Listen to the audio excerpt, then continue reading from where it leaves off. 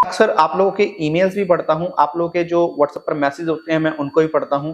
आप लोग जो मुझे इंस्टाग्राम पर अपनी क्वेरी लिखते हैं मैं उनको भी दिन प्रतिदिन देखता हूँ और जो भी वैलिड इंफॉर्मेशन होती है आपकी क्वेरी के अकॉर्डिंग वो आप तक मैं पहुंचा देता हूँ। अभी मेरे एक सब्सक्राइबर ने मुझे इंस्टाग्राम पर एक मैसेज किया। वो व्यक्ति लिखता है, सर मैंने एक्सिस बैंक के माध्यम से एक होम लोन लिया है। फिर उन्होंने बताया मैंने उसका क्रेडिट कार्ड पर पर्सनल लोन भी लिया है।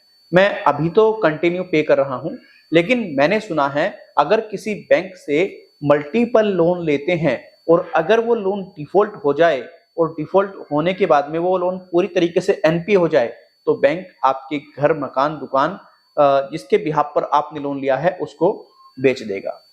मैं पूरे तरीके से परेशान हूं, मुझे समझ में नहीं आ रहा कि आखिर ये मामला क्या है, क्या ऐसा हो सकता है। आज की इस वीडियो में हम पूरी जानकारी देंगे। आप लोगों से रिक्वेस्ट है वीडियो को आप बिल्कुल भी स्किप ना करें। अगर आप वीडियो को स्किप करते हैं, जो वीडियो में इंफॉर्मेशन दी जा रही है आप 100% मिस कर देंगे। अगर आप पहली बार हमारे यूट्यूब चैनल पे आए हैं और आप चाहते हैं हम आपके लिए इसी प्रकार की यूजफुल इंफॉर्मेशन लेकर के आते रहें, कृपया करके आप हमारे यूट्यूब चैनल को जरूर सब्सक्राइब करें और सब्सक्राइब करने के बाद में बेल आइकन को प्रेस कर दें और ऑन कर दें ऑल नोटिफिकेशन को। उससे क्या होगा, कोई भी हमारे द्वारा वीडियो लेकर के आ जाएगी उसका नोटिफिकेशन आपको सबसे पहले मिल जाएगा। आपको हमारा यूट्यूब चैनल सब्सक्राइब कर ही लेना चाहिए, क्योंकि यहाँ पर जो भी इंफॉर्मेशन दी जाती है वो पूरे तरीके से आपको परफेक्ट दी जाती है। एकदम आपको हम परफेक्ट इंफॉर्मेशन देते हैं। कभी किसी व्यक्ति को ना तो हम मैनिपुलेट करते हैं ना हम मिसगाइड करते हैं। तो चलिए अब लेकर के चलते हैं अपने मेन सब्जेक्ट को और करते हैं अपने मेन सब्जेक्ट पर बात।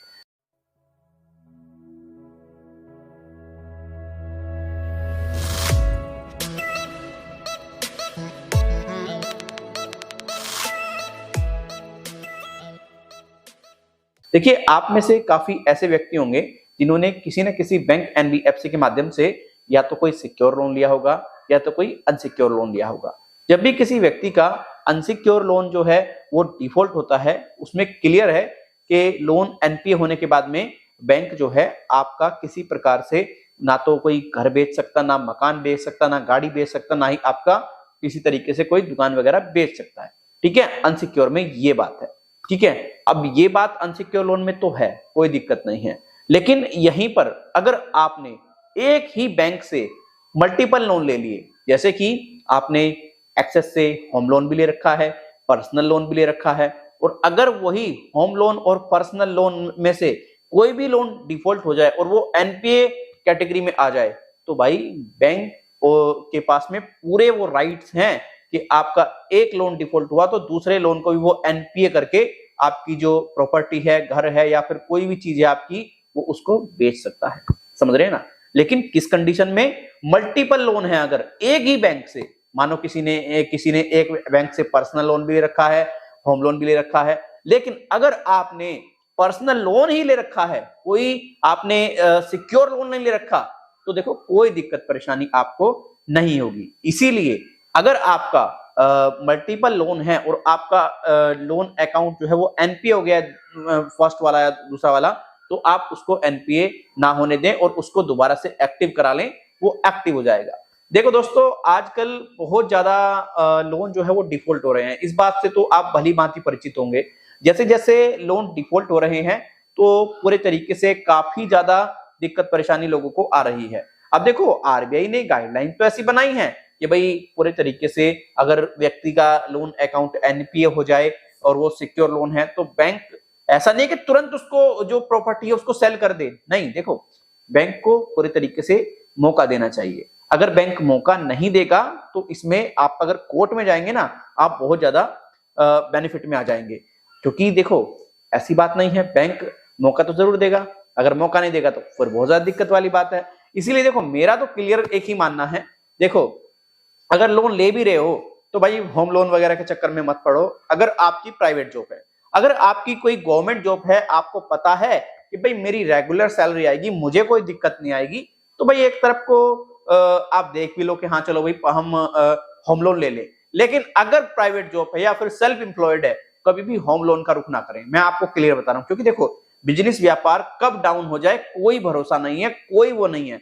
अब गवर्नमेंट में ये तो होता है कि कम से कम व्यक्ति पूरे तरीके से ये तो कंफर्म्ड है कि हाँ भाई मेरी इतनी सैलरी आएगी और मेरी इतनी ईएमआई बनी है, मैं टाइमली पे कर दूंगा। और ध्यान रखें, कभी भी कोई भी लोन ले रहे हैं, आप अपनी सैलरी में से 10% भाग ही ईएमआई का कटवाएं, क्योंकि फिर उसमें ना बहुत ज्यादा दिक्कत आती है। अगर आप 30% सैलरी अपनी डिडक्ट करवा लेते हैं, 40% करा लेते हैं, 50% करा लेते हैं, फिर आगे चल के ना बहुत सारी दिक्कतें आती हैं।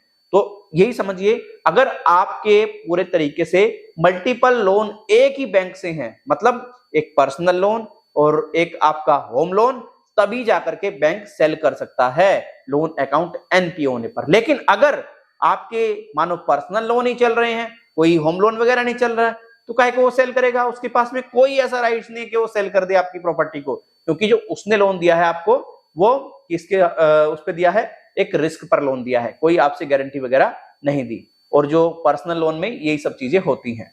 अब आप लोग सोच लीजिए आपको क्या करना है, कैसे आप चीजों को समझेंगे, और आप अब पूरे तरीके से समझ चुके होंगे आरबीआई की इस गाइडलाइन को।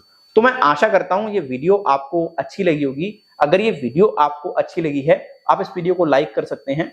वीडियो अच्छी नहीं लगी है, वीडियो को आप डिसलाइक कर सकते हैं। कोई सुझाव देना चाहते हैं, ईमेल और कमेंट के जरिए दे सकते हैं। आपके सुझाव हमारे लिए बहुत ज्यादा इंपॉर्टेंट होते हैं। देखिए, आप अगर सुझाव देते हैं ना, तो हम अपने कंटेंट को एकदम बेटर बेस्ट करते हैं और अपने कंटेंट को बेहतर कर देते हैं। उससे हमें काफी ज्यादा बेनिफिट होता है। और अगर आप में से काफी ऐसे व्यक्ति हैं जिनका 1 लाख रुपए से ऊपर का लोन है या फिर 1 लाख से कम का लोन है, वो आप हमारी इस सर्विस को ले सकते हैं। देखिए, अगर आपका 1 लाख रुपए से कम का लोन है, तो आप हमसे फ्री ऑफ कॉस्ट बात कर सकते हैं। फ्री ऑफ कॉस्ट आप अपनी समस्या में बता सकते हैं। और अगर आपका लोन 1 लाख रुपए से ऊपर का है, तो आप हमसे टेलीफोनिकली अपॉइंटमेंट फिक्स करा करके हमें मिनिमम सी फी पे करके हेल्प ले सकते हैं। उसके लिए क्या करना, आपको अपना नाम, अपना मोबाइल नंबर प्लस आपका लोन सैंक्शन लेटर, आपको अपना जो एड्रेस है वो हाइड करके हमें प्रोवाइड करा देना है। ठीक है, उसमें हम आपका एक टेलीफोनिकली अपॉइंटमेंट फिक्स कर देंगे और आपको अच्छे से गाइड कर देंगे। ये हमारा व्हाट्सएप नंबर है, इस पर अपनी डिटेल दे देनी है। और ध्यान रखना, कोई भी अगर ऐसा लगता है आपको आपके लिए जो इन्फॉर्मेशन है वो प्राइवेट है, वो नहीं साझा करनी चाहिए, उसको आप हाइड कर सकते हैं। राइट, जैसे आपका mobile number loan sanction letter पे होता है, आपका एड्रेस होता है, आप उसको हाइड कर सकते हैं, कोई दिक्कत वाली बात नहीं है। ठीक है दोस्तों, फिर मिलेंगे किसी और वीडियो में। अपना ख्याल रखें, अपना ख्याल रखें। Thank you so much.